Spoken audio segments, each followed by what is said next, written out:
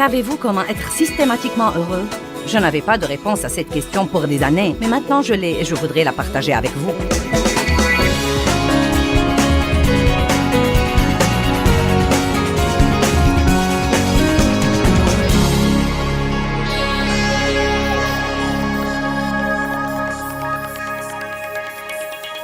Ce matin, je veux vous parler encore une fois de vivre sans frustration. Et je crois vraiment que l'essentiel se réduit à une question. Que voulons-nous sinon être heureux? Amen? N'est-ce pas vraiment ce que vous voulez?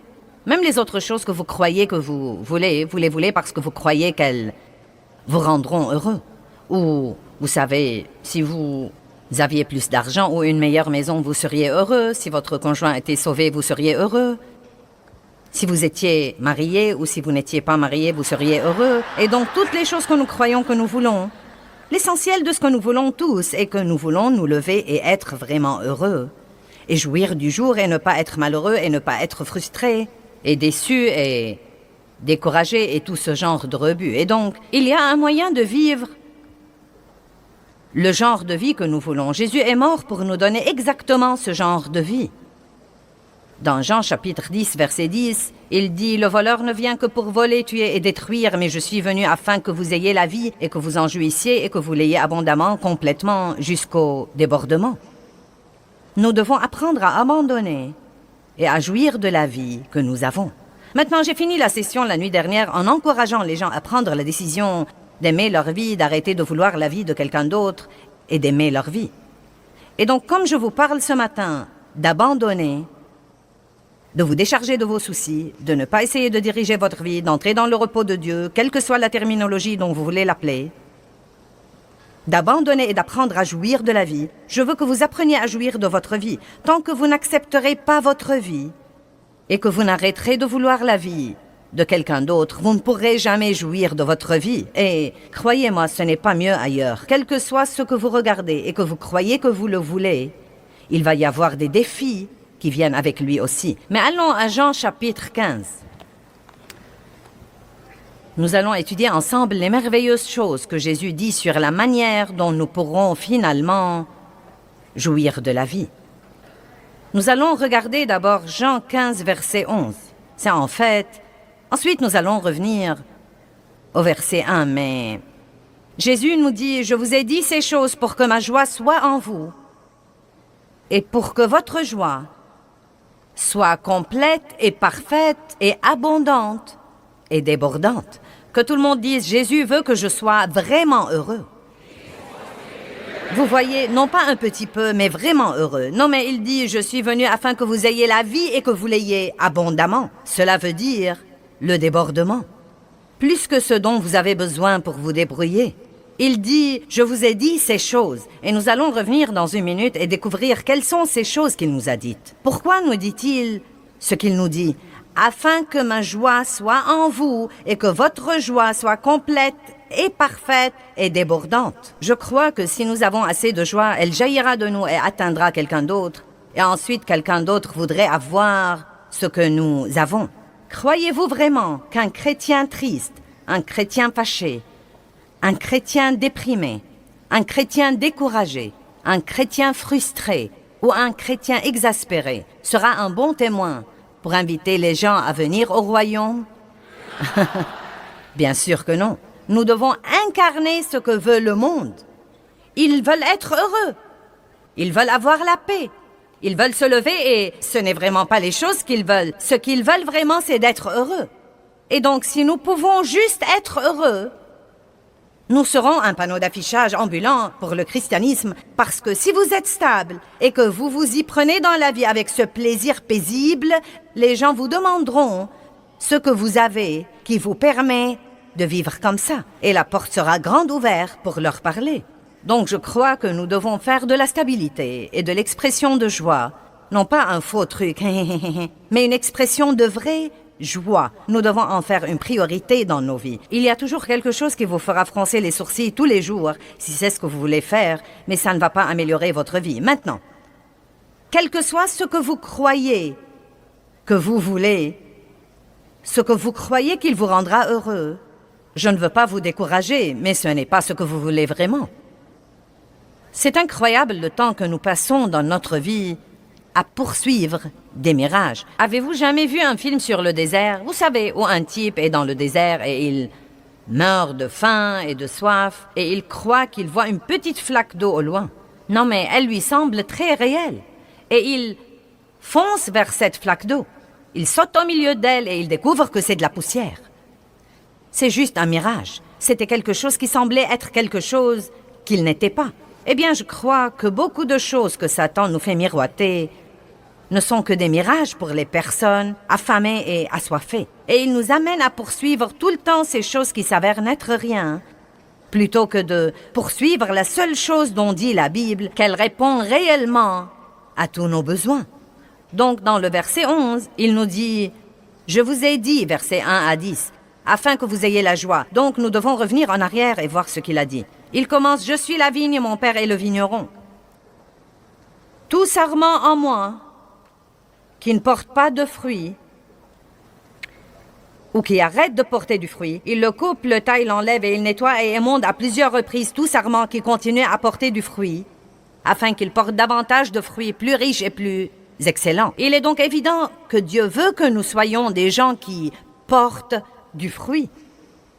Il veut que nous portions non seulement un quelconque fruit, mais il veut que nous portions du fruit excellent. Et j'aime ce verset parce qu'il dit que vous serez émondés si vous ne portez pas de fruits.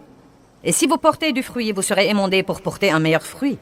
Donc j'ai compris que vous êtes émondés si vous portez ou si vous ne portez pas. Donc vous feriez aussi bien de laisser Dieu faire à son idée. Amen. Et l'émondage n'est pas une chose agréable.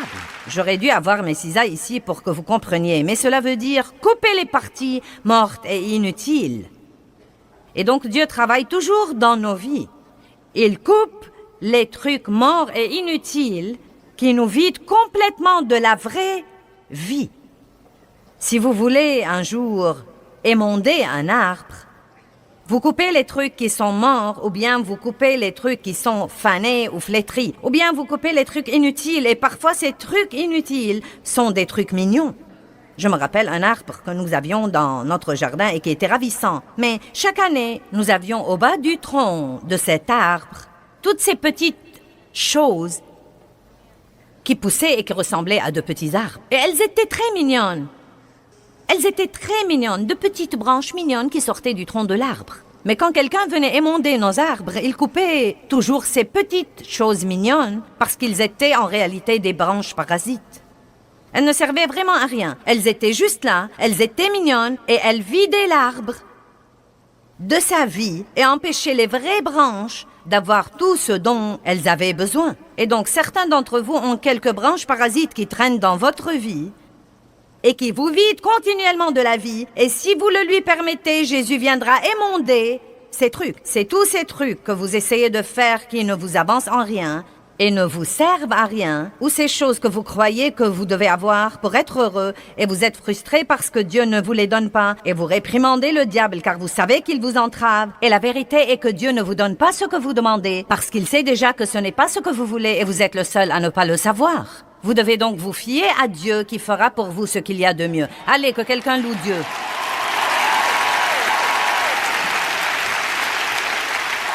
Puis il continue et il dit... Le mot « demeurer », il dit « Si vous demeurez en moi », ce qui veut dire vivre, habiter et rester. Maintenant, vous ne demeurez pas en Dieu si vous passez 45 minutes à l'église le dimanche matin et que vous ne pensez pas à lui le restant de la semaine. Maintenant, la plupart de vous ici aujourd'hui ne sont évidemment pas comme ça parce que c'est vendredi matin et vous avez pris un congé de travail pour venir ici. Mais nous avons vraiment des millions de gens qui nous regardent à la télé, qui se sont probablement mis à l'écoute par hasard. Et peut-être que quelque chose, ma voix, m'est très particulier, le fait que je sois une femme, la chemise rouge et le col blanc, je ne sais pas. Quelque chose vous a amené à vous arrêter et à regarder pour une minute. Et peut-être que vous n'allez pas à l'église, et peut-être que vous êtes chrétien, et peut-être pas. Et peut-être que si vous allez à l'église, vous y allez le dimanche et vous redoutez d'y aller et vous avez hâte que ça se termine. Eh bien, croyez-moi, ce n'est pas une relation de demeurer en Dieu. Jésus n'est pas mort pour que nous ayons une religion. Il est mort pour que nous ayons une relation profonde, intime, personnelle avec Dieu, par lui. Amen. Donc, vous devez soit vous mettre à cette relation à 100% sans réserve et vivre la vie que Dieu veut que vous viviez, soit vous privez de toutes sortes de victoires, car la tiédeur ne glorifie pas Dieu. Amen. Et donc demeurez, Jésus dit, si vous demeurez en moi et que mes paroles demeurent en vous, demandez ce que vous voudrez et cela vous sera accordé. Quelle belle promesse! Si vous demeurez en moi et que mes paroles demeurent en vous, demandez ce que vous voudrez et cela vous sera accordé. Mais demeurer, ce n'est pas aller à Dieu quand vous êtes désespéré. Ce n'est pas aller de temps en temps à l'église pour passer vos 45 minutes et vous réjouir quand ça se termine. Ce n'est même pas regarder Joyce Meyer à la télé de temps en temps ou un autre pasteur que vous croyez que vous aimez. C'est vivre, habiter, rester avec lui à tout moment. Maintenant, la Bible dit que si nous demeurons dans la vigne, nous porterons beaucoup de fruits. Beaucoup de fruits. Maintenant, voilà une illustration que Dieu m'avait donnée il y a longtemps. Et vous savez, nous l'avons un peu embellie pour vous, mais à l'époque où je l'ai d'abord faite, je suis allée chercher quelques branches. Et si vous allez couper la branche d'un arbre quelconque, la vie pour les branches qui est nous vient de la vigne ou du tronc. Et tout ce que la branche doit vraiment faire, c'est de s'accrocher là, et la vigne lui fournit tout le reste. Elle s'accroche là et reçoit. Merci Jésus. Alléluia. Dieu aide-moi. Fortifie-moi Seigneur. Rends-moi gentil. Maintenant vous savez que ce soit un pommier ou un oranger, par exemple. Vous voyez, les chrétiens essayent toujours d'être gentils. Nous sommes... Oh, je faisais de gros efforts pour être gentil. J'essayais de laisser ma bouche fermée. J'essayais d'être gentil. Eh bien, avez-vous jamais vu un pommier ou un oranger dire « Je suis un oranger !» Non. Comment saurez-vous que c'est un oranger en voyant les oranges? Comment saurons-nous que nous sommes chrétiens en voyant le fruit? Et comment allons-nous porter du fruit en demeurant dans la vigne? Vous n'allez pas porter du fruit en luttant et en étant frustré et en essayant de faire que ça se produise. Vous avez besoin de plus de temps dans la parole, plus de temps dans la communion, plus de temps dans l'adoration, plus de temps de s'accrocher à la vigne, d'aimer Dieu, d'adorer Dieu. Vous devez venir comme un petit enfant tous les jours et dire « Tu sais quoi, Seigneur? Je ne peux rien faire sans toi. Et si je veux aller dans le monde aujourd'hui et être gentil, j'ai besoin d'un téléchargement de toi. » Eh bien, que faisons-nous? Nous avons 3 bons jours et ensuite nous croyons que nous n'avons plus besoin de Dieu. Donc, tout est cool, c'est du gâteau. J'ai mis le doigt dessus, je l'ai fait souligner dans ma Bible, coloré en 3 couleurs, des étoiles et des rayures tout autour. Très bien, je connais ce verset. Vous ne croyez donc pas que vous devez passer du temps avec Dieu? Eh bien, chaque jour où la branche est loin de la vigne, vous savez, le premier jour, ça va, pas de problème. Vous avez bonne mine. Ouh! Le 2e jour, personne ne peut dire vous avez toujours bonne mine. Le 3e jour, vous êtes un peu fané ici, mais... Vous savez, ce n'est toujours pas trop mauvais. Ensuite, nous devenons un peu croquants sur les bords. Vous voyez? Vous savez, un peu croquant, mince alors. Le 5e jour, il n'y a qu'un petit truc vert là. Tout le reste s'est dégradé et il n'y a plus qu'une petite chose que nous pouvons faire. Et le 6e jour, vous êtes un vrai gâchis.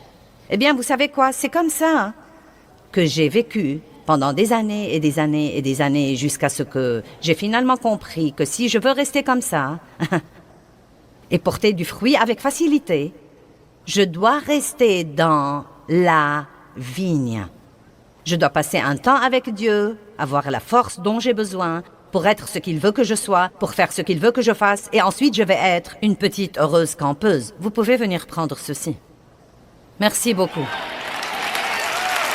Êtes-vous venu ce matin avec quelqu'un qui est croquant sur les bords?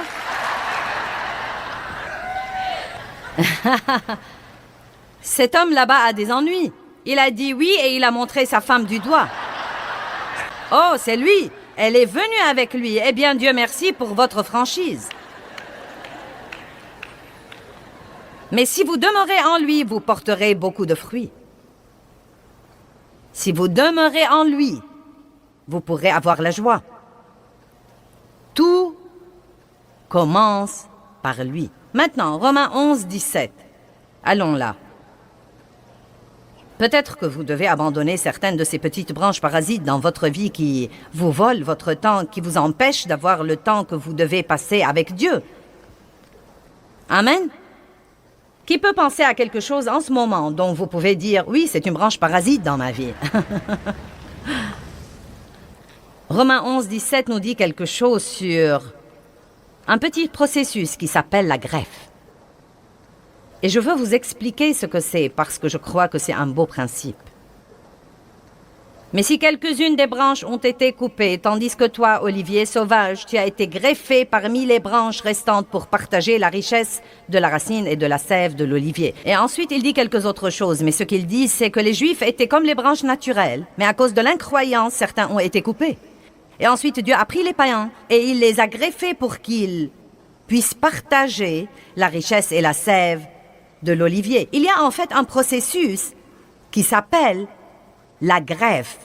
Et si vous êtes des botanistes, je crois que ce sont les gens qui s'occupent des arbres et des plantes. Vous comprendrez ça, mais je n'avais pas la moindre idée de ce que c'était. Donc quand je l'ai étudié, c'était passionnant pour moi, car si vous avez une plante qui meurt, et c'est le cas de la plupart des gens, fanée et mourante et à peine survivante de jour en jour, vous pouvez en fait aller à une plante saine et vous pouvez faire une entaille dans cette plante. Vous devez faire une entaille ou une ouverture dans la vigne ou le tronc et vous pouvez insérer cette petite partie morte ou cette partie presque morte et la rafistoler et lui donner un bon système de support. Et si elle reste là, la vie de la vigne sera injectée dans cette branche malade et dans quelque temps, elle sera saine et rétablie. Maintenant, la raison pour laquelle j'étais excitée est que la Bible dit dans Ésaïe 53 que Jésus a été blessé pour nos péchés. Quand Jésus est mort sur cette croix et qu'il était blessé et qu'il saignait, cela a ouvert un endroit dans sa vie pour que nous soyons greffés. Et ce que nous devons faire ensuite, c'est de demeurer là et de recevoir la vie qu'il a à nous donner et qui nous ramènera à la guérison. N'est-ce pas merveilleux? Allez, louez Dieu.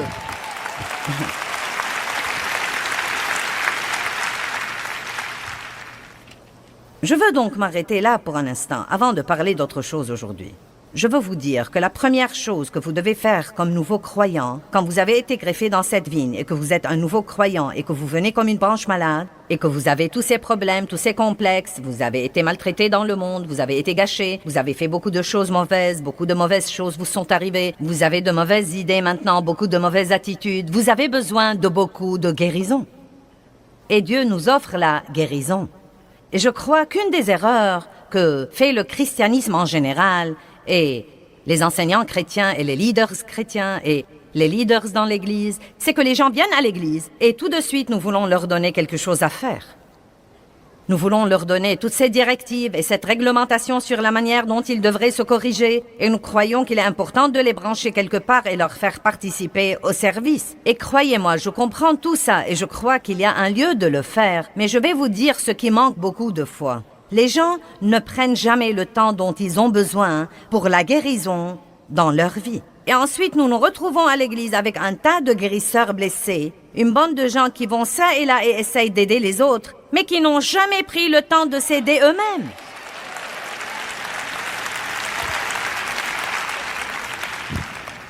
Vous voyez, je me lasse tellement d'essayer de m'occuper, par exemple, de chrétiens qui manquent d'assurance.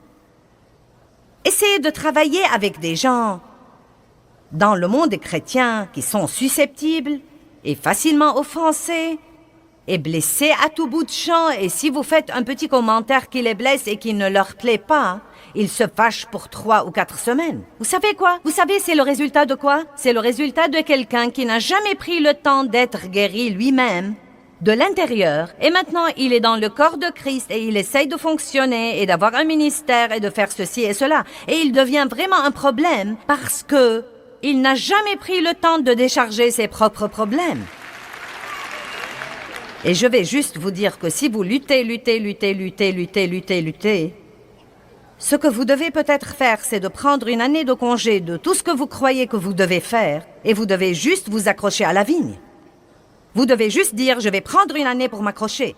Et les gens n'aiment pas que vous leur dites ça, parce que ça leur fait croire que vous ne faites rien. Mais dites juste, tout ce que je fais fait empirer ma situation de toute façon, et donc excusez-moi, je vais prendre une année pour m'accrocher à la vigne, parce que je n'ai rien à donner avant de me guérir et de me rétablir de l'intérieur. Amen. Le tout premier public, et je veux dire par public que j'ai donné des études de Bible à la maison pour quelques années, mais le tout premier message public dans ma vie que j'ai donné en chair, j'étais toute excitée. J'avais commencé un ministère de femmes dans une église à laquelle j'avais commencé à aller dans ma ville.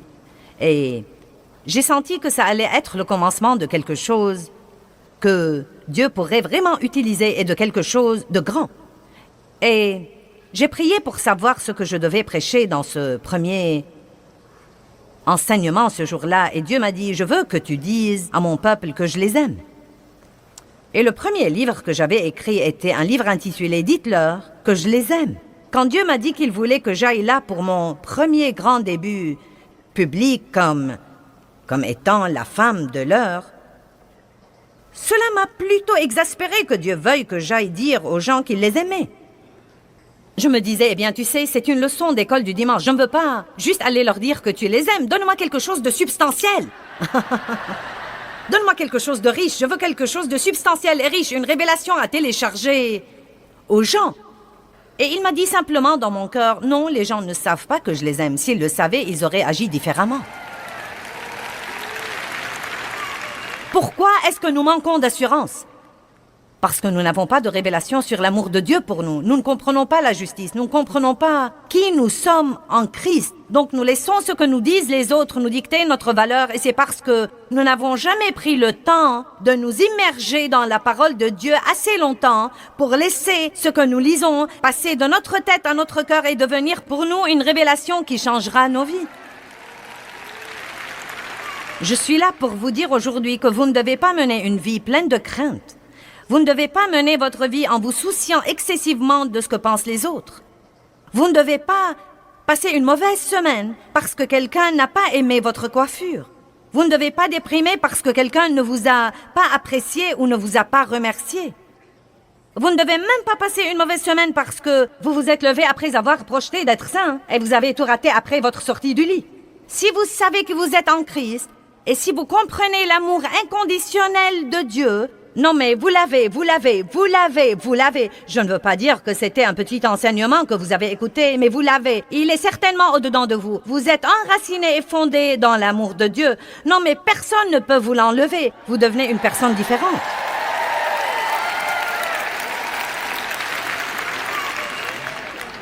Je croyais que je savais ce qu'était l'amour de Dieu, mais je ne le savais pas.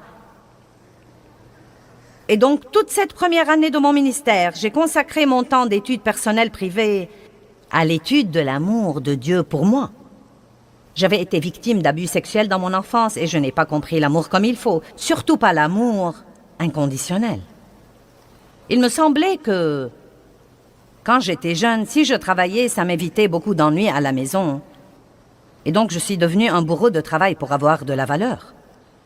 Et certains d'entre vous tirent leur valeur d'être perfectionnistes et, vous savez, nous la tirons en partie de notre physique et en partie de nos connaissances et toutes ces autres choses dont nous devons tirer notre valeur. Nous devons la tirer de qui nous sommes en Christ. Et donc Dieu a pris une année entière. Non mais j'ai lu tous les versets sur l'amour de Dieu. J'ai acheté des livres sur l'amour de Dieu. J'ai écrit des notes sur l'amour de Dieu. Et une des choses que je faisais et qui était précieuse pour moi était que je me regardais dans le miroir et je disais « Joyce, Dieu t'aime. Toi qui es là, Dieu t'aime à toi. Il t'a créé. Il a son œil sur toi tout le temps. Il a un bon plan pour toi. Dieu t'aime personnellement. Quel que soit ce que disent tous les autres, Dieu dit que tu es précieuse à ses yeux, tu as de la valeur, Dieu t'aime. Et je conduisais la voiture et je faisais un tour et je disais, Dieu m'aime beaucoup. Dieu m'aime à moi. Et vous savez, pour longtemps, c'était uniquement Dieu m'aime. Dieu m'aime, Dieu m'aime. Mais croyez-moi, un jour, ceci est passé de ma tête à mon cœur et j'ai dit, Dieu m'aime beaucoup, Dieu m'aime à moi, à moi.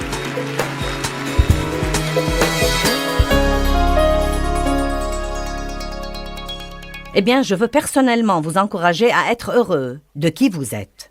Comprenez que Dieu a fait de vous quelqu'un de spécial et célébrez-vous.